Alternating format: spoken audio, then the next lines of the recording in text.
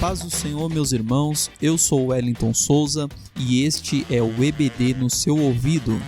A paz do Senhor, meus irmãos, eu sou Felipe Araújo e na aula de hoje nós aprendemos sobre o lamento de Jó, os seus protestos, o seu sofrimento e a dor que atingiu o peito e lhe fez expressar palavras tão duras e talvez assustadoras que nos fazem questionar algumas coisas da vida. Episódio baseado no livro de Jó, capítulo 3, o verso 1 até o versículo 26. Fique conosco e seja edificado no episódio de hoje.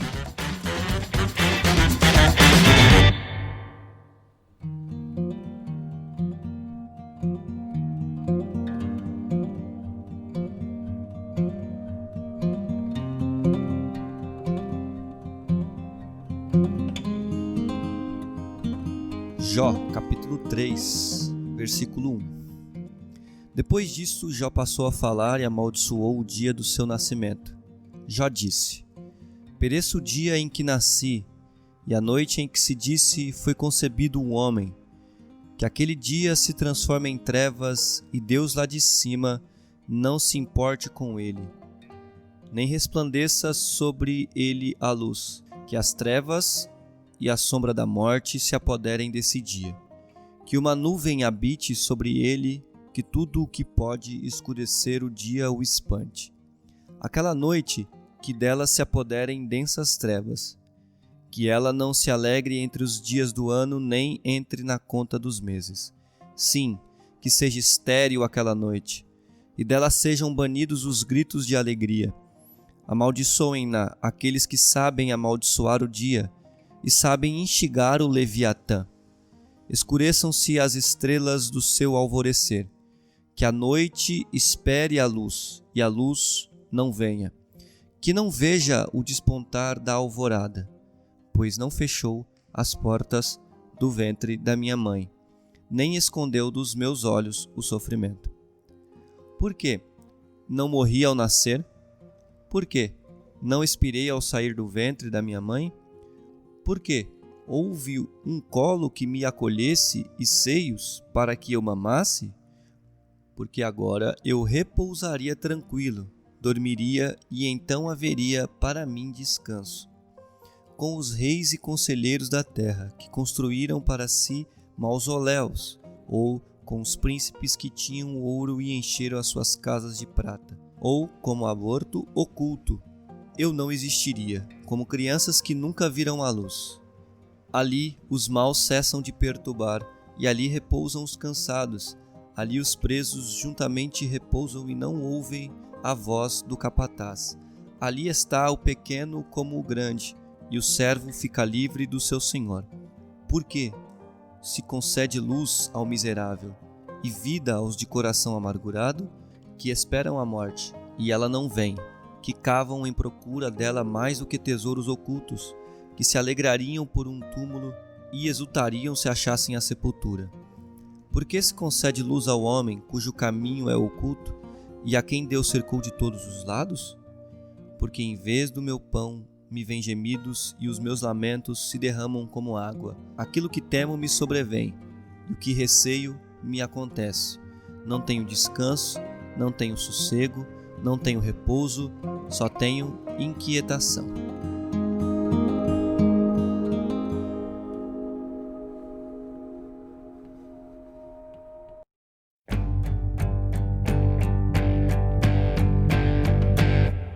Muito bem, no episódio anterior nós destrinchamos, analisamos de perto o drama vivido por Jó, aquela série de calamidades, as perdas que ele teve, aquela situação catastrófica do estado que ele vivia, de riqueza ali e prosperidade. Jó passou a viver uma adversidade.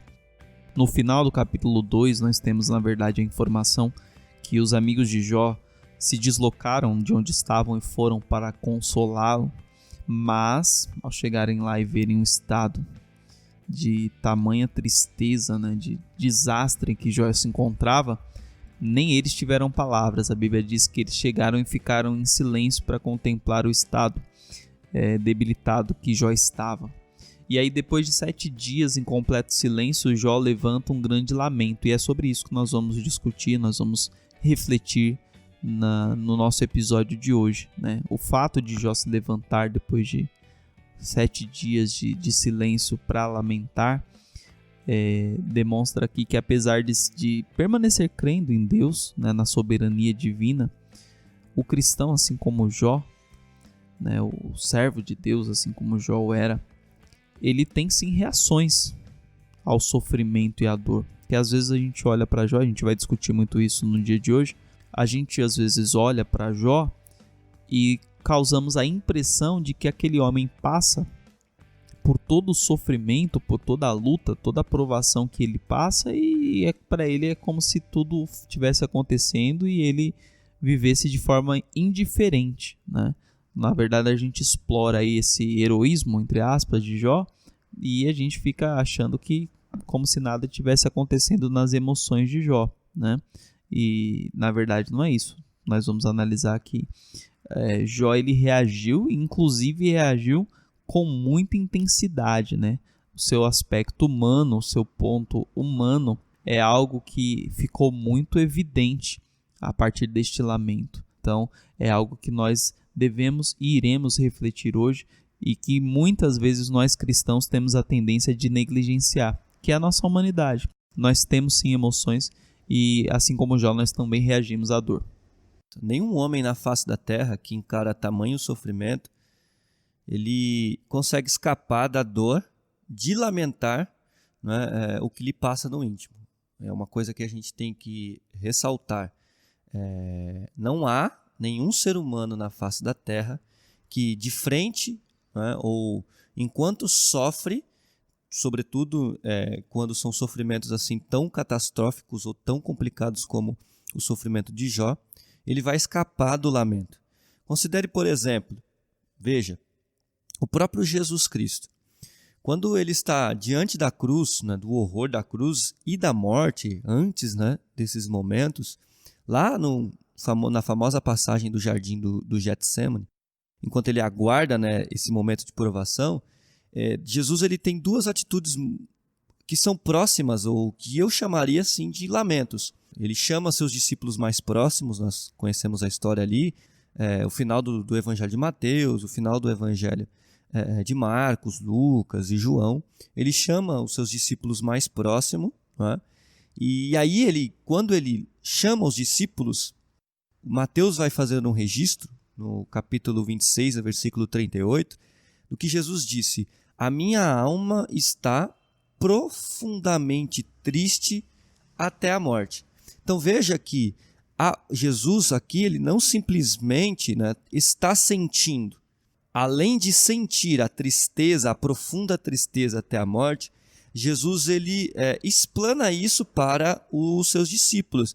E é claro que aqui, né, nós estamos falando de um lamento. Quando alguém fala profundamente triste até a morte, é porque o sentimento de dor, né, que ele tem ali naquele momento é muito grande. Mas além disso, quando ele vai para a oração, né, em oração, ele ora a Deus e diz: meu Pai, se é possível, passe de mim este cálice. Ou seja, o cálice aí seria o sofrimento da separação, do momento em que ele seria separado de Deus por conta de todo o sofrimento e até a dor mesmo que ele estava passando. Se você perceber, isso também é um lamento. Então, o lamento ele faz parte do sofrimento humano, né? Na verdade, Wellington, nós podemos considerar o lamento como a expressão de sentimento das dores que atingem o ser humano.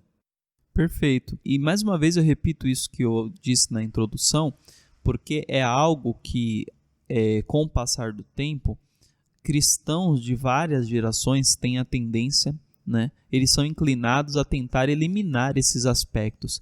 E aí, às vezes, a gente... Até aquele pensamento antigo do dualismo, que reforça que tudo que é humano, né, é ruim, é mal, é perverso e apenas o que é espiritual é bom. Então, muitas vezes os cristãos, eles são levados a agir e pensar de que as nossas reações humanas chegam, na verdade, a ser pecado. Né? Eles chegam, por exemplo, alguém que se sinta triste, né? A emoção da tristeza, a emoção da decepção. A pessoa está com as emoções abaladas por conta de uma perda, por conta de uma tristeza, seja ela qual for. E aí, às vezes, nós agimos e tratamos isso como se fosse um pecado em si, quando, na verdade, analisando esse livro de Jó, nós vamos entender que a questão não é essa. Né? Nós vamos entender que os nossos sentimentos, as nossas emoções, as nossas reações humanas, elas fazem parte de algo que Deus nos criou para ter. É assim que a gente deve ler o capítulo 3, e não só o capítulo 3, não é? Mas o restante do livro de Jó, ali, ou sobretudo as falas de Jó, não é? Embora, claro, Jó beire ali, não é? Parece até mesmo assim, um questionamento um pouco mais forte, mas a gente tem que ler, né, o texto de Jó, capítulo 3 aqui, esse momento do capítulo 3 e as outras partes das falas de Jó. Nós estamos olhando para um homem que teve uma dor tremenda e que não lhe resta outra coisa a fazer, e aí veja que o Wellington fez esse destaque no começo de 7 dias de silêncio, né? 7 dias sem falar absolutamente nada. O que lhe resta fazer naquele momento, depois da chegada dos seus amigos, senão lamentar, mostrar que, de alguma maneira, né, eu precisava expor, ou Jó precisava expor aquilo que lhe estava, né, no peito, no íntimo. E a lamentação é isso. A gente precisa entender que há momentos de dores, e aqui a gente tem que fazer essa leitura de Jó, né, porque quando se lê o capítulo 3, se nós não tivermos essa leitura, essa percepção de que há um lamento, Jó está expressando a sua mais profunda dor por conta do sofrimento que ele está sofrendo, a gente vai ficar um tanto quanto assustados, né? E, na verdade, esse capítulo 3, ele tira toda aquela áurea, e eu vou usar aqui o termo, né, heróico, no sentido de achar que que o Jó era um homem invencível, né? Um homem impassível, um homem que não sofria as dores. O capítulo 3 nos mostra um Jó diferente do Jó do capítulo 2 e do capítulo 1, íntegro, justo. Há uma quebra aqui, e é muito interessante a gente perceber isso, porque o autor do texto, seja o próprio Jó, ou seja uma outra pessoa, que nós acreditamos seja alguém que tenha terminado, né, que tenha compilado a história, feito bonitinho mais, né? Eu acredito que tenha sido o próprio Jó, propriamente dito, que escreveu o texto, quis mostrar isso. Jó era um homem íntegro, sincero, justo, reto, entretanto, ele tinha humanidade, né? Como o Wellington destacou aqui no começo, ele tinha humanidade. E o capítulo 3 é a revelação dessa humanidade de Jó, porque quando ele abre a boca é que nós vamos perceber aí, né, todo o seu lamento, toda a sua dor.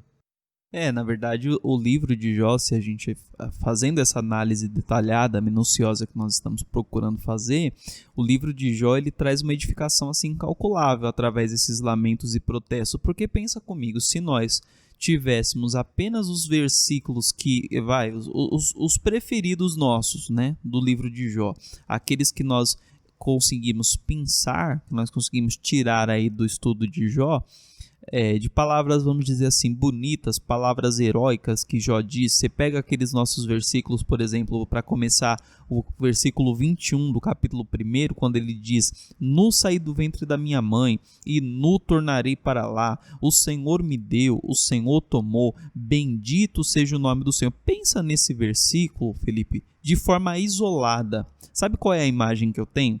A imagem que eu consigo ter, assim, coisa da minha cabeça, eu fico pensando quando eu leio esse versículo, se ele fosse de forma isolada, é como se Jó estivesse colocando as duas mãos numa chapa quente em uma cozinha, sabe aquelas chapas que fritam um hambúrguer e tal? É como se ele estivesse colocando as duas mãos, a chapa acesa, ligada, e Jó ali com a mão tranquilamente, como se não estivesse sentindo nada, como se não tivesse a sua pele derretendo, sua mão queimando, e ele não sentindo nada. A impressão que dá se você lê esse versículo de forma isolada, é essa, de que Jó não reage. A mão está queimando, mas ele não reage. Então, se você pega esses versículos, pega outro, por exemplo, você pega ali o capítulo 2 e o versículo 10, quando ele diz: receberíamos o bem de Deus e não receberíamos o mal, em tudo isso Jó não pecou com seus lábios. Então, se você tivesse esses versículos sem o capítulo 3, sem o lamento do capítulo 3, você ia pensar: Jó é um herói. Jó colocou a mão na chapa quente e não sentiu nada. Jó é um milagreiro, né? No Jó não tem reações. Eu não consigo ser como o Jó. Mas aí, graças a Deus, o autor sagrado nos agracia com o capítulo 3, onde nós vemos o Jó, o humano.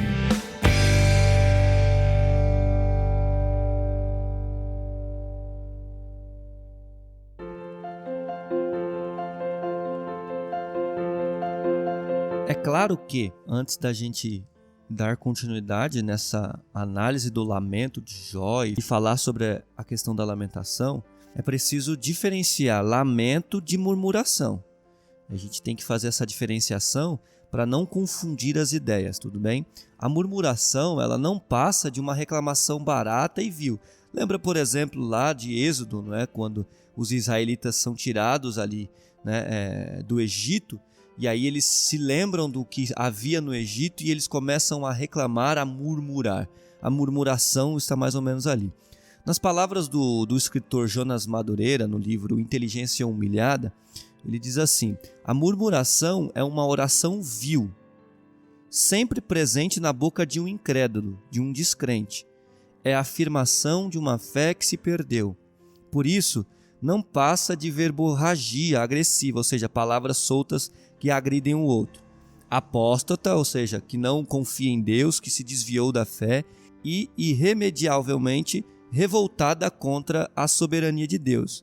Na murmuração não há amor nem fé, só ressentimento, ódio de Deus, ofensa barata e comparações gratuitas. Então, veja que a murmuração é algo presente também, é um sentimento do ser humano, é algo que o ser humano expressa também. Só que a diferença da murmuração para a lamentação, ela é, né, digamos assim, parece ser tênue, mas não. A murmuração é fruto de alguém que já não crê mais em Deus. É fruto do coração ou da vida de alguém, de uma oração de alguém, que já não defende, que já não acredita na soberania de Deus, que na verdade se tornou incrédulo, que perdeu a fé de fato. E quando eu falo perder a fé, não é o sentido de sentir a fé abalada, mas sim de perder a fé, de negar de fato que Deus é todo-poderoso, todo-bondoso, né, e está acima de todas as coisas e é soberano. E aí, Felipe, é interessante esse ponto que você levantou a respeito da murmuração, porque você pega ali o texto que logo quando a gente fala de murmuração, o texto que nos vem à mente é a situação do povo no deserto, né? Você pega ali quando o povo eles estão caminhando pelo deserto e todos os acontecimentos que são proporcionados por Deus, eles na verdade são uma provisão de Deus, correto? Deus está lhes dando uma provisão e na verdade eles estão tratando tudo aquilo como se Deus estivesse lhes fazendo mal, como se Deus fosse um Deus carrasco, como se Deus fosse um Deus ruim. Então você pega um povo que está comendo o maná no deserto, né? Que está comendo o pão dos céus, correto? Que é o maná do deserto, e de repente esse povo chama o maná de pão vil. Eles dizem para Moisés: olha, lá no Egito nós tínhamos pepino, nós tínhamos cebola, nós tínhamos variedade, tínhamos um cardápio farto, e aqui nós temos maná, estamos fartos deste pão vil, né? Eu acho que esse texto é um dos ápices da murmuração, e isso espelha muito a murmuração. É alguém que trata a Deus como se Deus fosse alguém que quisesse o mal do ser humano. E o texto, inclusive, falando a respeito, um texto de Jeremias nos diz isso, que Deus bem sabe os pensamentos, Jeremias 29, Deus bem sabe os pensamentos que tem a nosso respeito, pensamentos de paz e não de mal, né? Deus, ele nos trata sempre visando o nosso bem.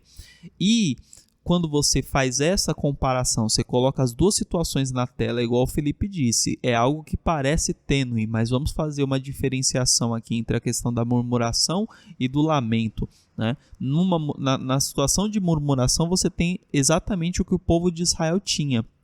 Deus cuidando, Deus tratando, Deus dando provisão, e eles vendo tudo isso pelo outro lado, eles tentando enxergar isso totalmente ao inverso, né? Como se Deus quisesse lhes fazer mal.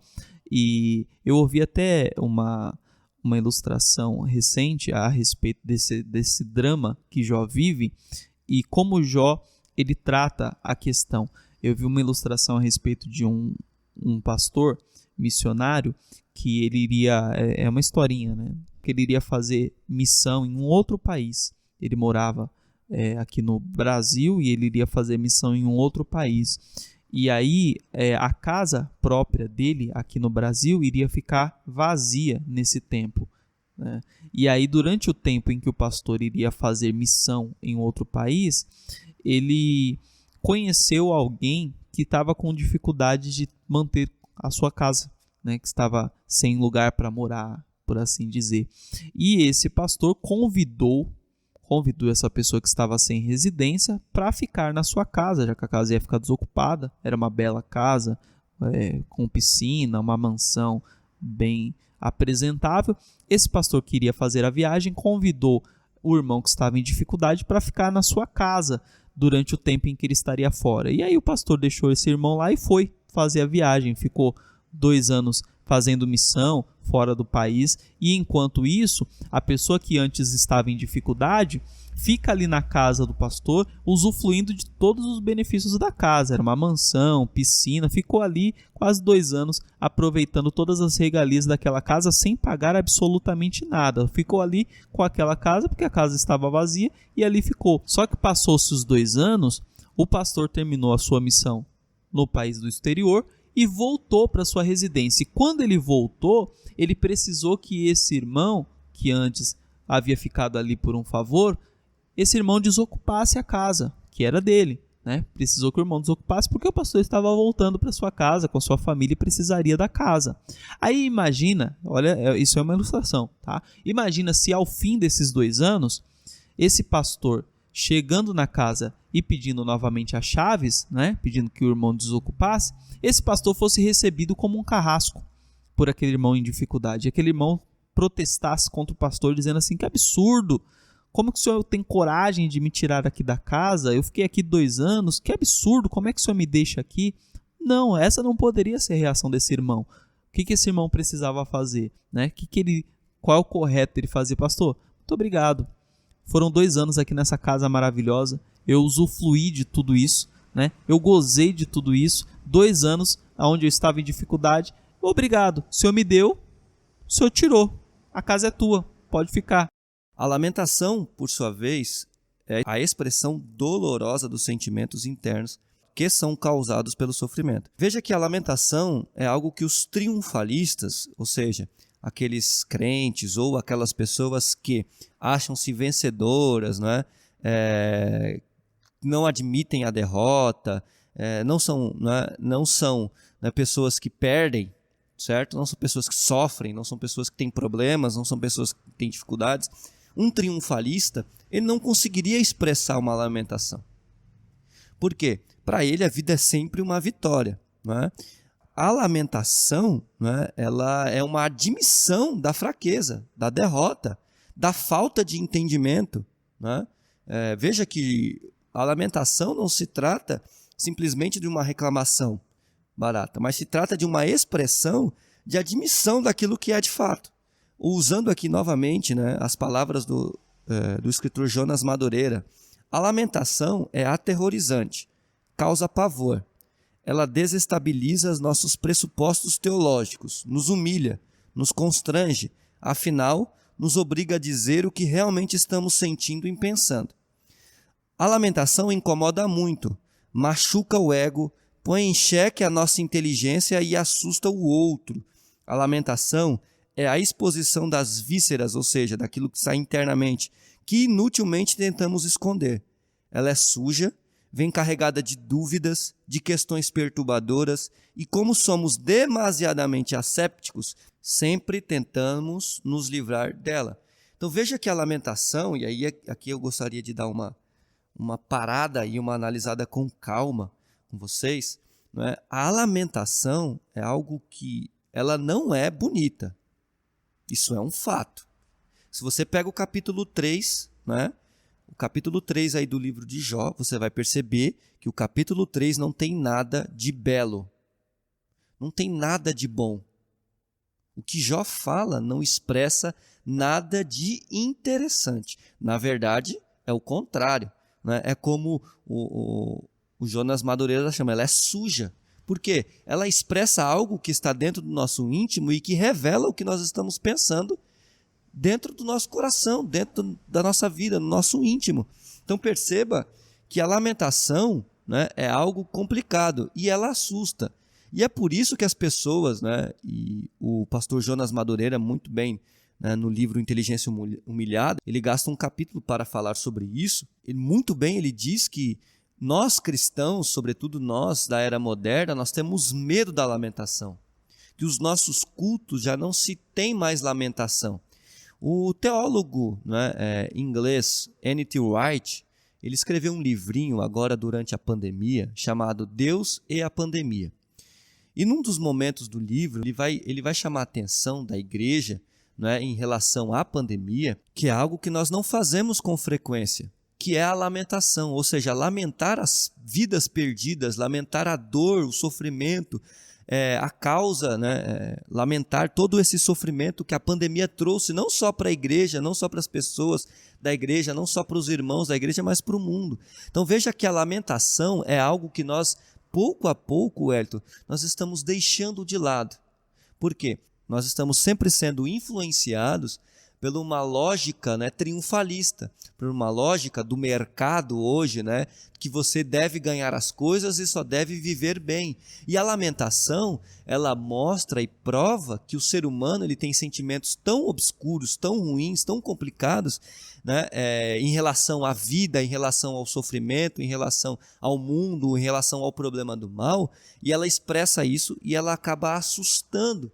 E as pessoas, e muitas vezes nós cristãos, devemos entender que a lamentação deve fazer parte da nossa vida, fazer parte das nossas orações, fazer parte, né, do que nós expressamos, como oração e como palavras diante de Deus.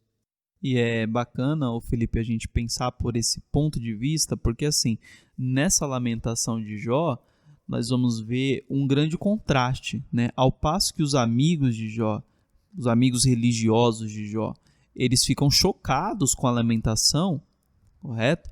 Nós temos um Jó que é terrivelmente sincero e completamente honesto, né? Ele conta a Deus exatamente o que ele está sentindo, exatamente o que ele está passando. E dificilmente ele conseguiria fazer isso se não fosse em uma oração, vou chamar assim, uma oração de lamento, né? É o que nós encontramos muito em Salmos, por exemplo. Salmos tem muito dessas orações de lamento. Então, é algo da qual nós já fizemos aqui a distinção, né? E reforçamos mais uma vez isso. Não estamos incentivando ninguém a viver murmurando, não estamos incentivando ninguém a viver reclamando. Nós já fizemos essa distinção. Porém, a questão do lamento é algo que faz a oração de lamento, né? A oração, alguém que lamenta a sua humanidade, alguém que lamenta as reações que às vezes tem, e até, Felipe, pensando isso a partir de um ponto de vista mais escatológico, é o que nos faz clamar por Maranata, né? É o que nos faz clamar por estarmos com o Senhor na glória, porque lá sim veremos, conforme nos diz Apocalipse, não haverá mais dor, não haverá mais pranto, não haverá, Deus enxugará dos nossos olhos toda lágrima, mas até lá o que nos resta é lamento. Inclusive, né, Paulo, ele vai, se pegar o Romanos, capítulo 8, a partir do versículo 19, Paulo vai falar sobre essa questão do gemido da criação. Sim, Mas pega o versículo 22, por exemplo, porque sabemos que toda a criação a um só tempo geme e suporta angústias até agora. Ou seja, a dor da criação, né, tem uma expectativa que é a expectativa de haver transformação nos filhos de Deus. E essa dor esse gemido é uma lamentação da própria criação. E aí, Wellington, eu gostaria de chamar a atenção que nesse aspecto, não é? Se nós olharmos aí tanto para a lamentação de Jó, como para o texto que a gente falou aqui de Romanos, como você já mencionou, né, os textos de Salmo, eu ousaria dizer que nós precisamos aprender que a lamentação ela é um modo de vida do cristão. Ela faz parte, né, da vida do cristão. E lamentar, vamos aqui repetir, não simplesmente para tentar descobrir os motivos pelos quais sofremos. E lógico que a lamentação ela tem essa expressão. Quando nós lamentamos é porque nós não entendemos o motivo do sofrimento e, portanto, nós queremos descobrir o motivo do sofrimento. Como já mencionamos, acredito que em outro episódio, né, tentando descobrir o motivo do sofrimento, a gente meio que acha um alívio, né? Meio que a gente acha uma resposta para aquilo. Mas não simplesmente isso, mas para expor de fato as nossas angústias diante de Deus. Eu acho que esse é o ponto central da lamentação.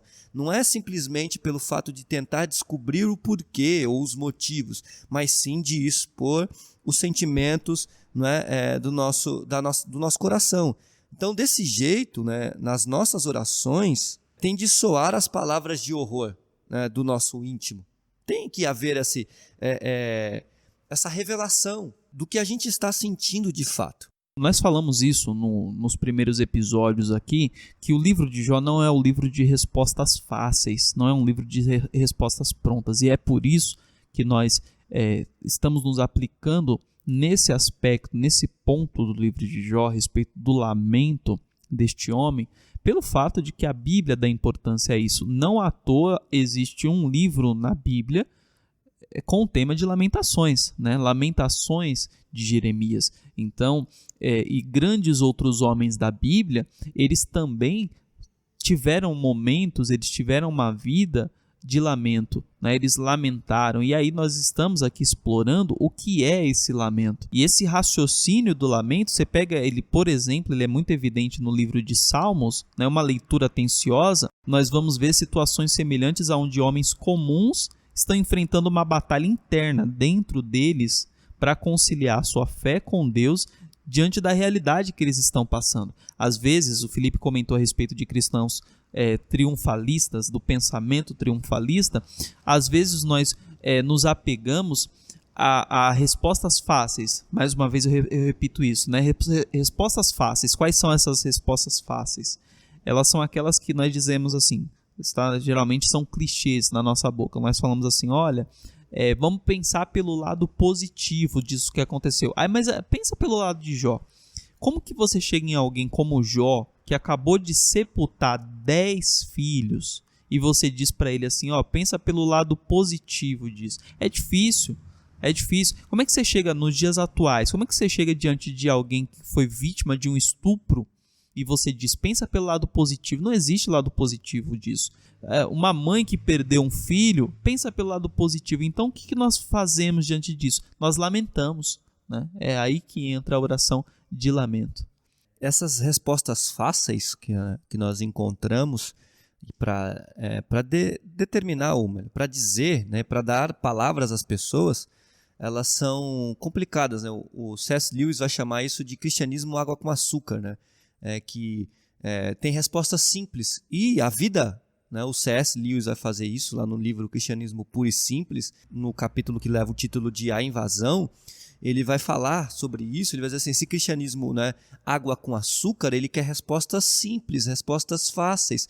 Mas se nós olharmos para a vida, por exemplo, olhando para este exemplo que o Wellington citou sobre a questão de Jó, dos 10 filhos, ou olhando para um exemplo mais atual, que nós estamos habituados a ver, que é a questão do estupro, a vida ela não é simples, então como é que você vai dar respostas simples para isso? O que nos resta, então, é dizer respostas simples, ou como o Wellington disse, lamentar de fato, expressar a dor e o sentimento. E aí, irmãos, aqui é muito importante que a lamentação, embora nós estejamos falando do Jó, né, o homem, e a lamentação aqui ela é pessoal, Mas a lamentação também, ela pode ser uma lamentação em que você, em que eu, em que você, em que nós, como cristãos, como servos de Deus, lamentamos as dores dos outros, o sofrimento dos outros. Veja, se você pegar o livro de Lamentações, não é? Embora a lamentação seja do próprio Jeremias, mas ele lamentando a sorte do povo de Israel.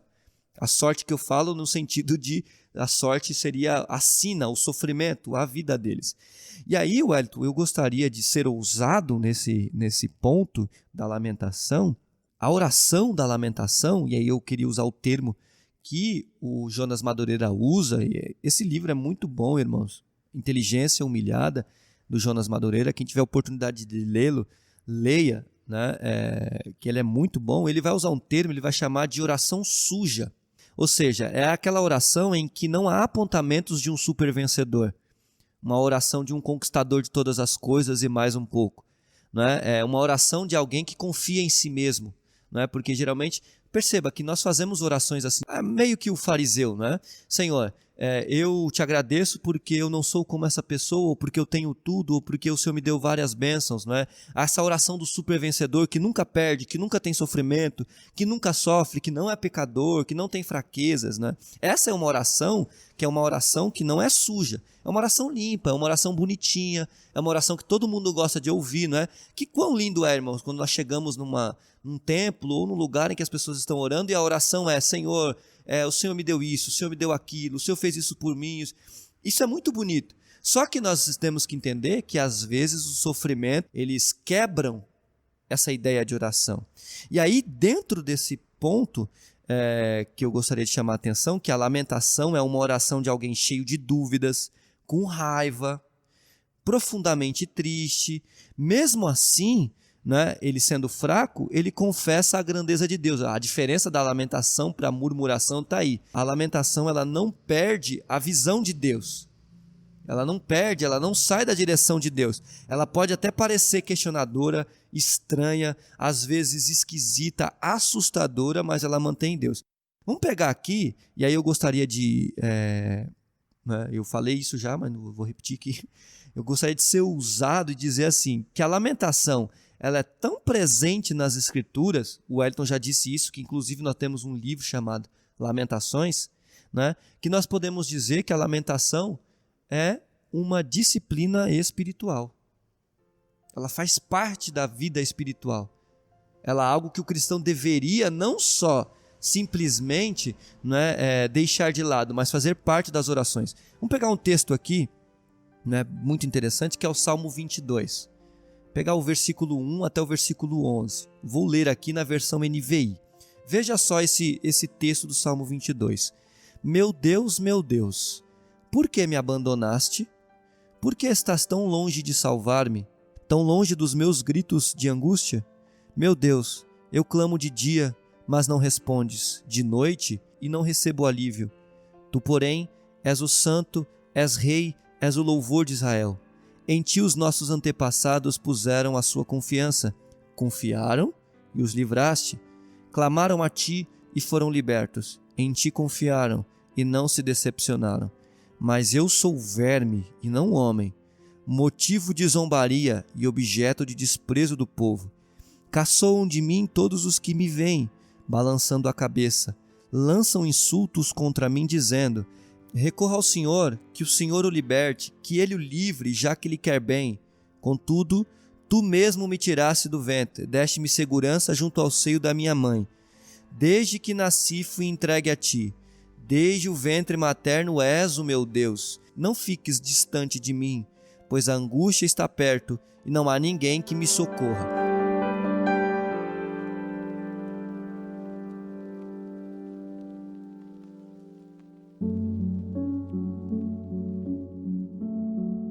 Agora perceba esse salmo. Veja, esse salmo de fato é uma lamentação. Inclusive, o começo desse salmo é citado por Jesus quando ele está lá na cruz. Eli, Eli, lama sabachthani, Deus meu, por que me abandonaste? Jesus está citando este salmo lá na cruz, quando perto da morte. Jesus está lamentando, né? Lamentando. Então veja que o salmo de lamentação de 22, ele tem, né, a expressão do sentimento. Primeiro, expressão de abandono. Ele se sente abandonado. Segundo, distanciamento e angústia. Ele mostra aí que Deus está distante, que ele está angustiado. O silêncio de Deus, no versículo 2, né, no verso 2 aí, o silêncio de Deus, ó, ele chama e Deus não responde. Ele se sente insignificante. Veja o verso 6, né, ele diz, eu sou um verme, não um homem.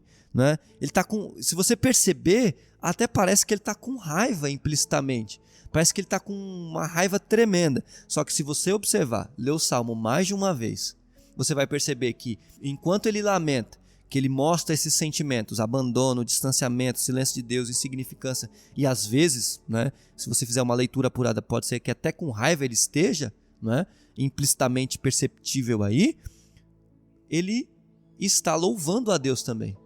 Ele mantém a sua confiança no Deus, ele não muda o pensamento sobre Deus. Ele diz, ele começa dizendo, meu Deus, ou seja, ele vai lamentar, mas ele vai lamentar para um Deus que é pessoal, um Deus que ele crê, um Deus que ele acredita de fato que está acima de todas as coisas. Ele vai dizer que Deus é um Deus fiel, é um Deus que é fiel. Veja aqui, quando ele diz assim, eles clamaram ao Senhor, o Senhor nos livrou, é um Deus fiel, né? Um Deus ajudador, um Deus que está, né, recorrendo, que ajuda. Versículo 11, Senhor, me socorra. Então, ao mesmo tempo que a lamentação do salmista neste Salmo 22 aponta para os sentimentos que ele tem no coração, e se você ler, você vai ver esses sentimentos, né? Ao mesmo tempo, ele mostra que Deus é ainda Senhor soberano da sua vida. E você pega esse pensamento a respeito da lamentação, no caso de Jó, por exemplo, o que nós temos é, como nós falamos a respeito dos amigos de Jó que ficaram, na verdade, chocados com o lamento de Jó, porque realmente é algo frenético. Você pega as palavras de Jó ditas ali no auge da crise, é algo, vou usar aqui, é algo agressivo, né? Você pega, por exemplo, eu listei aqui alguns versículos, você pega o capítulo 7 de Jó e o verso 19, olha o que Jó diz, falando para Deus, tá? Se dirigindo a Deus. Nunca desviarás de mim o teu olhar? Nunca me deixarás a sós nem por um instante? Isso ele está falando para Deus. Por favor, dá um tempo. É isso que ele está dizendo. Jó capítulo 10 e o verso 20 e o 21 diz assim: já estariam no fim os meus poucos dias? Afasta-te de mim para que eu tenha um instante de alegria, antes que eu vá para o lugar da qual não há retorno, para a terra das sombras e densas trevas. Jó 16 e o verso 9. Deus em sua ira ataca-me e faz-me em pedaços e range os dentes contra mim. Meus inimigos fitam-me com um olhar penetrante. Jó capítulo 30 e o verso 20. Clamo a ti, ó Deus, mas não me respondes. Fico em pé, mas apenas olha para mim. Contra mim te voltas com dureza e me atacas com a força de tuas mãos. Então, Jó, ele questiona, ele se indigna, ele se desespera da própria vida e expressa tudo isso em palavras. Mas, mesmo assim, ele se nega a virar as costas para Deus. Ou seja, o que nós estamos dizendo aqui? Ao contrário do que muitas pessoas fazem nos dias atuais, por exemplo, as pessoas elas estão diante de uma situação de adversidade, como Jó. As pessoas estão diante de uma crise, elas estão enfrentando uma dificuldade. As pessoas às vezes se recusam a lamentar-se, a oferecer uma oração de lamento, e elas fazem o que é pior, elas se afastam de Deus, elas simplesmente ignoram a existência de Deus, elas passam a viver como se Deus não existisse, elas passam a se afastar de Deus. E Jó, diante da dor que ele enfrenta, ele recusa-se a virar as costas para Deus, ou seja, ele continua fazendo orações de lamento, mas a Deus, né? Como eu disse, ao contrário do que muitas pessoas fazem, que é desistir de Deus. Então Jó reúne as poucas forças que lhe restam para lamentar a Deus. E aí, o mais interessante de tudo, Felipe, é que ao final, né, da questão do lamento de Jó, Deus ele vai concluir que Jó fez o certo. É isso que nos dá base, talvez você esteja, eu imagino, Felipe, as muitas reações de quem esteja ouvindo o episódio de hoje. Porque ao mesmo tempo em que essas afirmações de que o cristão precisa ter orações de lamento, ao mesmo tempo em que isso pode trazer parafusos, deixar nossa cabeça em parafusos, é algo relativamente diferente do que nós costumamos ouvir. Nós dificilmente vamos à igreja e ouvimos o pastor em cima do púlpito dizendo assim: irmãos, hoje nós vamos fazer a oração do lamento. Inclusive, eu nem imagino que isso deva ser pregado assim. Pega um culto público, um culto de domingo, o pastor ensina: irmãos, faça essa oração de lamento. Porém, é algo que nós não podemos ignorar. E talvez por essa razão o livro de Jó é tão pouco pregado, né? O livro de Jó é pouco dito, pouco citado nos púlpitos, a não ser os versículos chaves que eu disse lá no começo, né? Agora, os versículos do lamento de Jó, eles nos parecem ser muito agressivos. Então, talvez você esteja nos ouvindo agora e esteja em parafuso. Mas peraí, o Hélito e o Felipe estão falando que eu tenho que lamentar, que eu tenho que me lançar. Vamos pensar assim numa linguagem mais contextualizada, mais contemporânea. Eu tenho que me lançar no mar da depressão, ficar aqui deprimido diante do que eu estou passando, mas espera aí, o pensamento da autoajuda diz que eu tenho que me reerguer, que eu tenho que olhar para frente e tal. Entenda o que nós estamos dizendo. Nós estamos afirmando que, embora nós saibamos que o nosso Redentor vive e que por fim se levantará, embora nós saibamos que nosso Deus, ele é soberano, que ele tem o melhor para nós, nós estamos também afirmando que temos sim reações à dor, que temos sim reações a sofrimento. Então, prova disso é que quando você que me escuta, nós que vivemos nos dias atuais, enfrentamos momentos de luta, enfrentamos momentos de dificuldade, a oração que nos vem à mente, e às vezes nossa humanidade, nossas falhas nos levam até a querer repudiar essa oração, mas a oração que vem à nossa mente é Salmo 22, que o Felipe disse: Deus meu, por que me desamparaste? É isso que nós fazemos. Nós oramos como orou o salmista Asaf no Salmo 70, que dizia: Deus, os ímpios prosperam e os justos estão aqui perecendo. Por que as coisas são assim? Então, são orações de lamento, né? Orações que Jeremias faz, oração que Davi faz, oração que Jesus faz, oração que Paulo faz. É assim que vivem os servos de Deus. Eles, mesmo em meio à dor, em meio à dificuldade, eles oram, eles voltam-se para Deus. E no final, Deus conclui que Jó, por fazer dessa maneira, ele estava certo. Jó 42:7, Deus diz assim: então o Senhor disse essas palavras a Jó, disse também a Elifaz de Temã: estou indignado com você, Elifaz, e com os seus 2 amigos, pois vocês não falaram o que é certo ao meu respeito, como fez o meu servo Jó. Ou seja, Deus, ele entende a oração de lamento de Jó. E essa questão da gente ter um horror, né, à lamentação, é porque nós queremos muitas vezes, né, o que o Jonas Madureira chama lá no texto que eu li dele, assépticos, ou seja, a gente gosta de tudo limpinho, tudo bonitinho, tudo perfeitinho. E aí a gente não quer que essa oração passe pela nossa cabeça, mas essa é uma oração que deve sim passar pela nossa cabeça, que nós devemos expressar nossos sentimentos. Veja, lamentar, voltamos a dizer e repetimos, não é murmurar. Lamentar é expressar os sentimentos diante de Deus e continuar confiando em Deus. Né? Lamentar não é negar a Deus. Lamentar é expressar os sentimentos e continuar confiando em Deus. A atualidade, né, ou, por exemplo, a autoajuda na sua versão mais simplista, ela pede para que a gente se reerga, para que a gente não pense negativamente e tudo mais. Entretanto, quando nós lamentamos, nós entendemos o quão pequeno nós somos, o quão fraco nós somos e o quão nós somos dependentes de Deus. É por meio da lamentação que se percebe isso e não por meio do triunfalismo. Porque o triunfalismo faz com que eu pense em mim mesmo como se eu fosse alguém importante mais forte, ou como se eu conquistasse todas as coisas. A lamentação não, a lamentação me leva para Deus, ela me faz entender que eu sou fraco e dependo exclusivamente de Deus.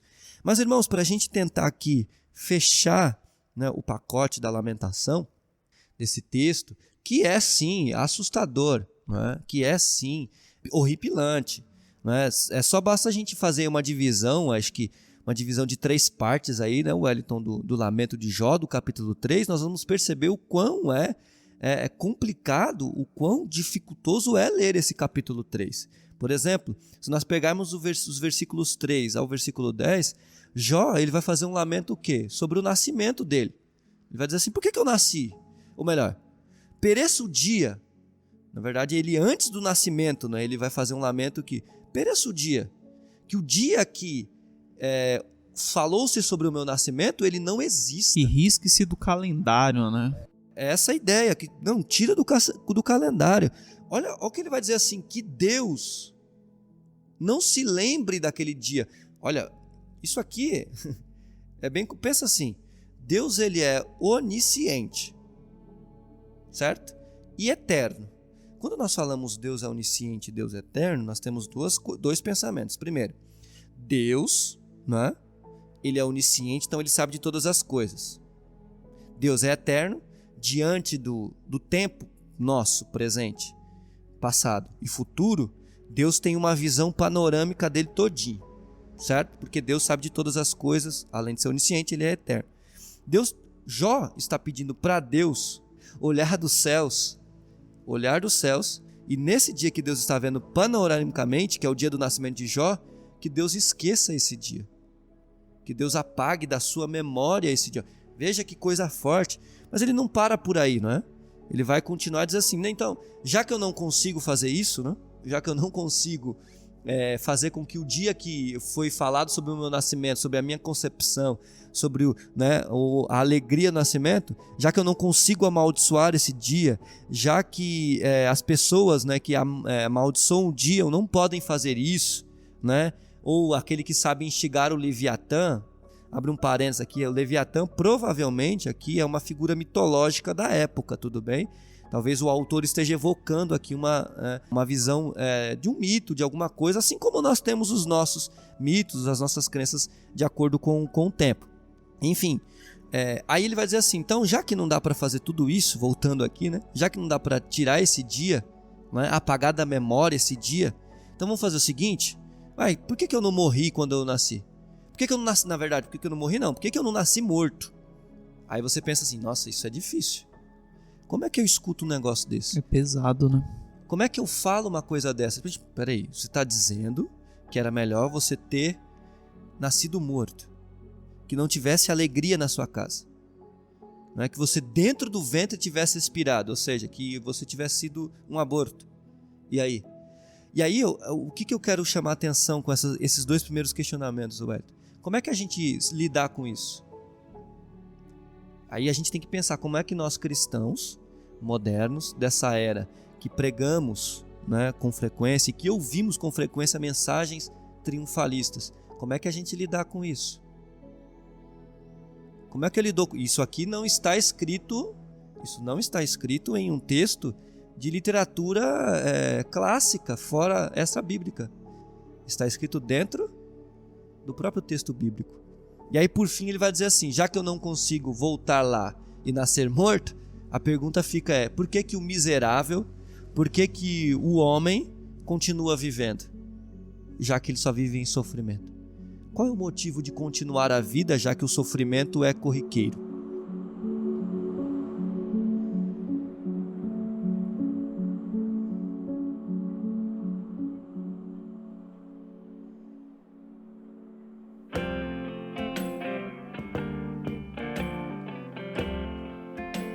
É interessante, Felipe, que tem um escritor chamado Philip Yancey, em seu livro A Bíblia que Jesus lia, ele faz a seguinte observação, abre aspas, o que Jó pede a Deus revela muito do seu caráter.